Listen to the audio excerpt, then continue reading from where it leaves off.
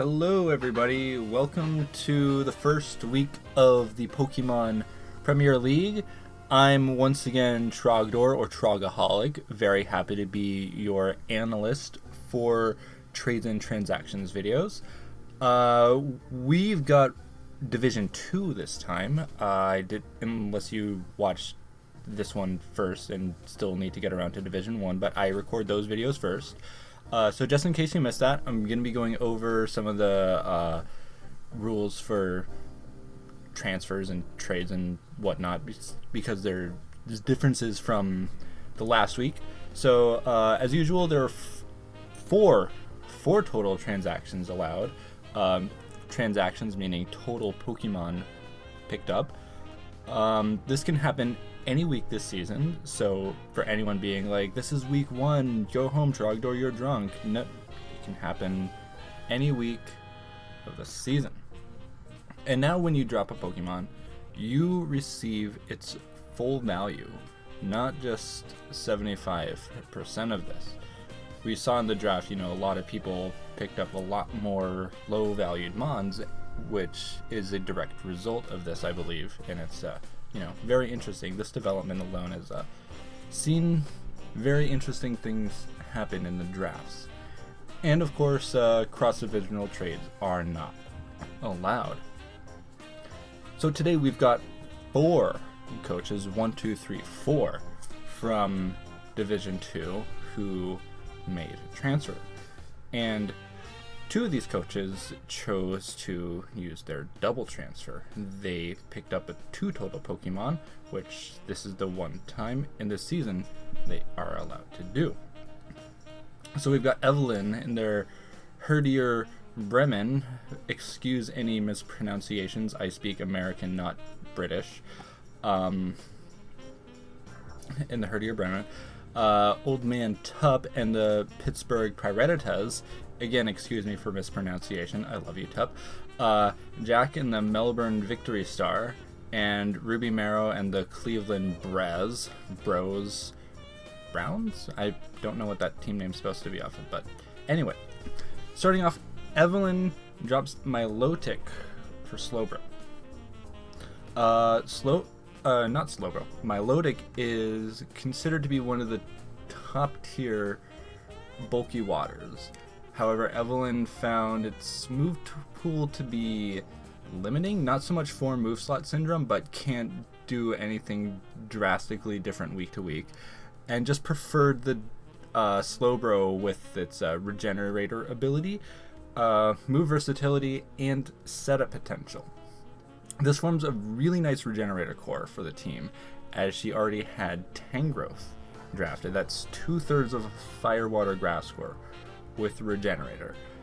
It's pretty scary, and overall, just that makes it a very nice pickup for the team. Melbourne Victory Stars dropped Blissey for Porygon 2. Thank you, as Blissey is just gross to look at and Porygon 2 is pretty cool. That's my opinion. This is a pretty straightforward transfer. He said it himself, it's normal type, same value. He said that it gives overall more physical bulk, can sponge hits from both sides, which is very true. Unfortunately, Porygon 2 is limited to the Eviolite, but it is one of the better users of Eviolite, and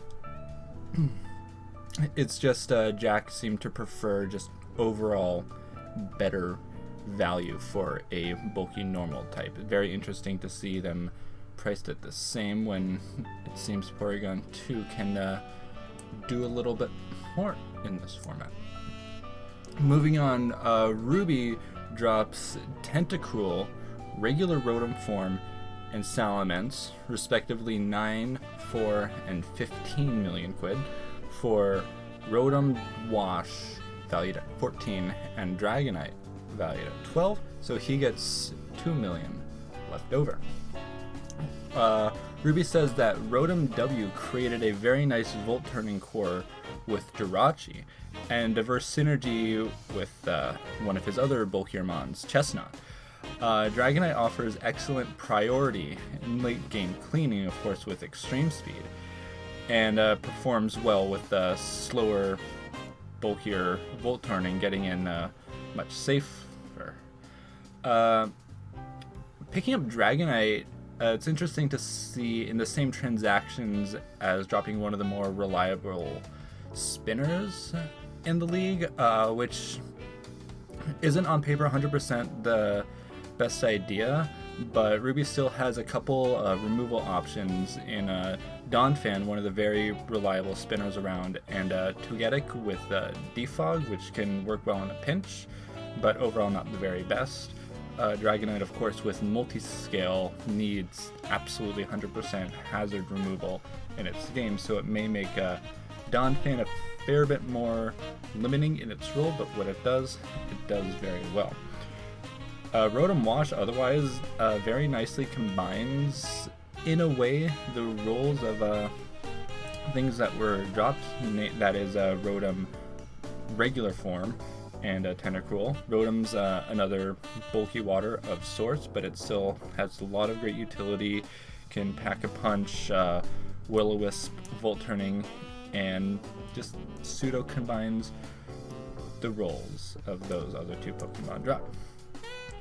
Last but certainly not least, Old Man Tup dropped Gyarados, valued at 13 million, and Mega Medicham at 17 for two Pokemon of the same value, Mega Sableye at 17 and Keldeo 13.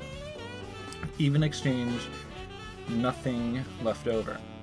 Tup believes this improved a lot on the synergy of his team, which a lot of people said it's otherwise a little bit awkward synergy-wise, and added some nice speed, some nice power with Keldeo.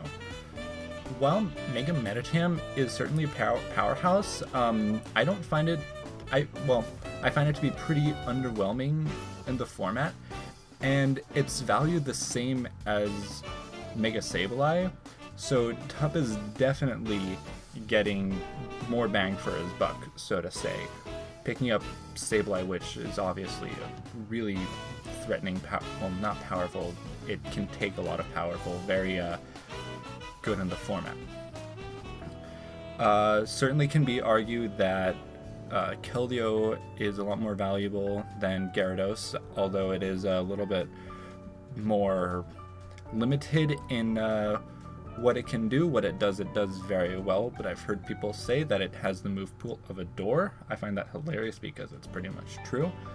But Tup, I'm not gonna forgive you for dropping Gyarados. You know how much Gyarados means to me, and well, you blew it.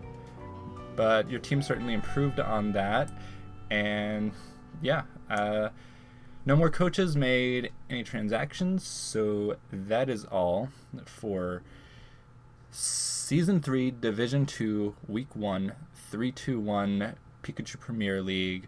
I'll see you guys in the next video. Bye.